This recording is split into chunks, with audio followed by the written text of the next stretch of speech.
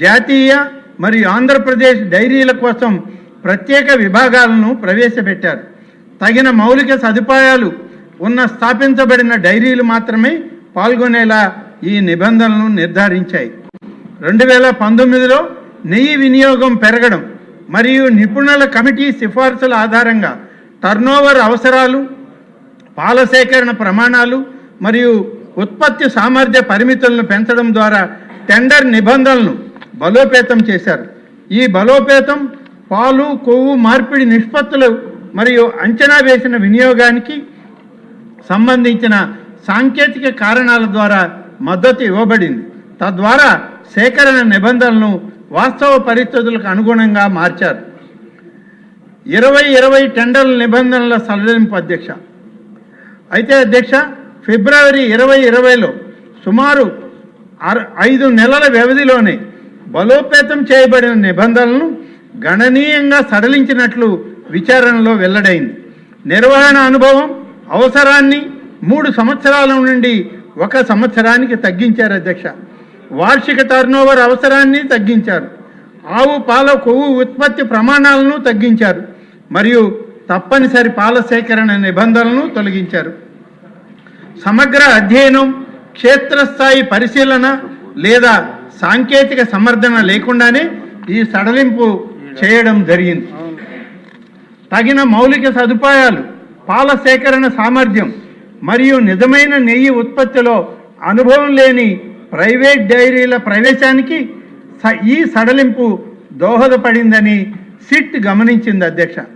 Measures Bhole Baba organic dairy milk private limited, messrs Shri Vaishnavi dairy specialities private limited మరియు ఇతర నిందితుల డైరీలు TTD టెండర్లకు ప్రాప్తి పొంది తక్కువ ధరలను కోట్ చేయడం ప్రారంభించాయి. భాగస్వామ్యాన్ని పెంచడం లక్ష్యంగా పేర్కొన్నప్పటికీ బిడ్డర్ల సంఖ్య గణనీయంగా పెరగలేదు. ఈ సడలింపు కొన్ని నిర్దిష్ట సరఫరాదారులకు మాత్రమే అసమానంగా ప్రయోజనం చేకూర్చిందని సూచిస్తూ ఉంది.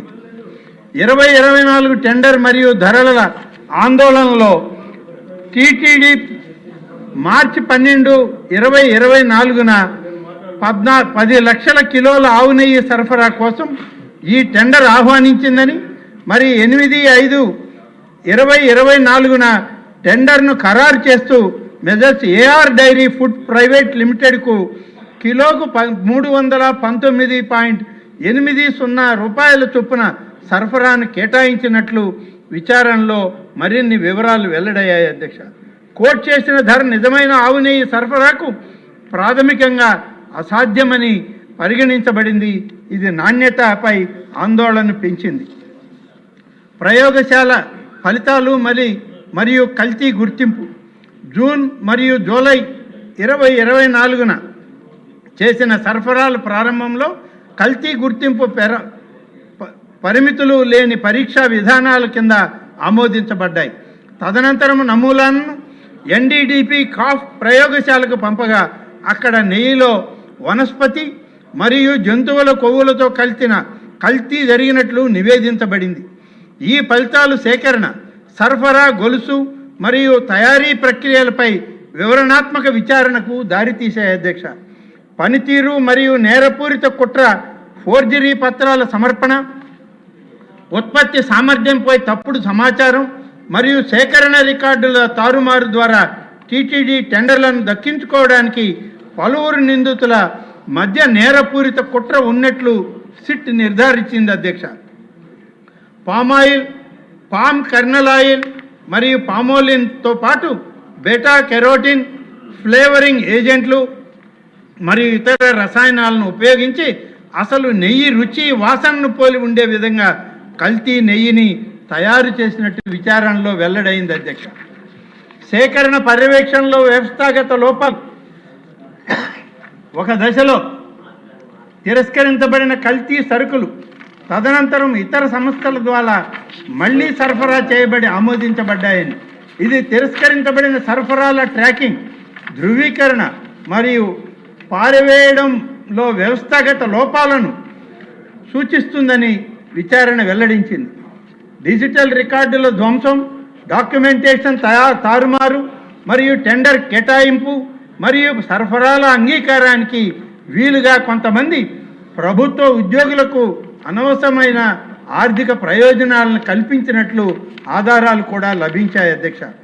ఛార్జ్షీట్ దాఖలు మరియు చట్టపరమైన చర్యలకి దీని ప్రకారం కుట్ర, మోసం, ఫోర్జరీ, ఆహార కల్తీ, నేరపూరిత విశ్వాస ఉల్లంఘన, సాక్ష్యాల ధ్వంసం, అవినీతికి సంబంధించి బిఎన్ఎస్ ఐపీసీ అవినీతి నిరోధక చట్టం మరియు ఆహార భద్రత చట్టాల క్రింద 6/5/2025 నాటి ఛార్జ్షీట్ నంబర్ సిట్ 01/2025ను సమర్థవంతమైన కోర్టులో దాఖలు చేయడం జరిగింది. మనీ ట్రయల్, అదనపు నిందితులు, టీటీడీ అధికారుల పాత్రపై తదుపరి విచారణ కొనసాగుతోంది. గుర్తించబడిన పరిపాలనా లోపాలు, సమాంతరంగా జరిగిన పరిపాలనాపరమైన విచారణలో కల్తీని సూచించే సిఎఫ్టిఆర్ఐ ఫలితాల వంటి ప్రతికూల ప్రయోగశాల నివేదికలను అణిచివేయడం, సవరించిన ఎఫ్ఎస్ఎస్ఆర్ ప్రమాణాలను అస్థిరంగా అమలు చేయడం మరియు ఒప్పందపరమైన లక్షణాలను అమలు చేయడంలో వైఫల్యం వంటి ఆ లోపాలు వెల్లడయ్యాయి. సవరించిన ఆహార భద్రతా ప్రమాణాలు పాటించకుండా కొంతమంది సరఫరాదారులకు మినహాయింపునిస్తూ తీసుకున్న నిర్ణయాలు మునుపటి ఆమోదాలతో పొంతన లేకుండా ఉన్నాయి.